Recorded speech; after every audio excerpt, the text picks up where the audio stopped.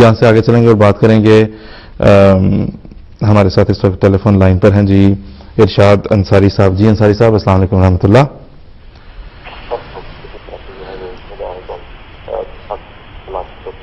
ارشاد انصاری صاحب السلام علیکم ورحمۃ اللہ. السلام علیکم. جی وعلیکم السلام. عاطف صاحب بات کر رہے ہیں؟ جی جی بات کر رہا ہوں انصاری صاحب. جی سوال یہ ہے کہ سب سے بنیادی جو فرق ہے احمدیوں میں غیر احمدیوں میں تو ختم نبوت کا اور وفات مسیح اور حیات مسیح کا مضمون بہت وسیع ہے. میں ایک جزوی سوال کرنا چاہتا ہوں کہ کنز العمار کی حدیث میں لکھا ہے کہ عیسیٰ علیہ السلام آسمان سے تشریف لائیں گے اور یہ مرزا صاحب نے حمامۃ البشریٰ میں بھی اس کا ذکر کیا مگر میں نے سما کہ انہوں نے حذف کر دیا. اچھا حذف کر دیا انہوں نے؟ نہیں انصاری صاحب یہ سوال بھی ان سوالوں میں سے اس کا جواب آپ کو دیا جا چکا. لیکن مومن صاحب سے میں درخواست کروں گا کہ ضرور اس سوال کا یہاں پہ جواب دیں. حضرت مرزا صاحب علیہ السلام نے کہیں کوئی کسی قسم کی تحریف نہ قرآن میں کی نہ حدیث میں کی. آپ اس چیز کا مارجن نہیں دے رہے. انصاری صاحب آپ تشریف لاتے ہیں پروگرام میں, لوگ آپ کی گفتگو سنتے ہیں. اخلاقی ذمہ داری ہم سب کے اوپر عائد ہوتی ہے کہ کسی کے اوپر کوئی ایسا الزام نہ لگائیں جو کہ حقیقت پر مبنی نہ ہو. مومن صاحب پلیز اگر آپ آخری چند لمحات میں.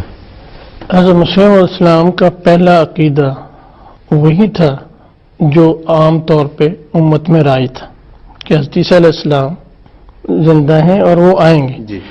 اور اسی وجہ سے حضرت مسیح السلام کو جب الہامات ہوئے کہ جن میں یہ اشارہ تھا کہ تو وہ موعود ہے, تو عیسیٰ ہے, تو آپ ان کی تعویل فرماتے رہے.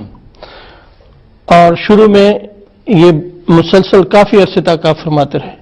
لیکن حضرت مسیح السلام نے خود یہ وضاحت فرمائی ہے کہ جب اللہ تعالیٰ نے مجھے خود بتایا کہ یہ عقیدہ غلط طور پہ مسلمانوں میں آ گیا ہے اور کوئی عیسیٰ علیہ السلام زندہ نہیں ہے, نہ وہ آسمان پہ گئے, نہ وہ زندہ ہیں, نہ وہ آئیں گے, بلکہ ہم نے تجھے عیسیٰ کے مرتبے پہ فائز کر کے دنیا کی ہدایت کے لیے, امت مسلمہ کی ہدایت کے لیے بھیجا ہے اور کوئی اب آسمان سے نہیں آئے گا. اور پھر حضور نے فرمایا کہ عیسیٰ کے انتظار کرنے والے ان کی اولادیں, ان کی اولادوں کی اولادیں, آگے اولادیں انتظار کرتے کرتے تھک جائیں گی اور آسمان سے کوئی نہیں آئے گا.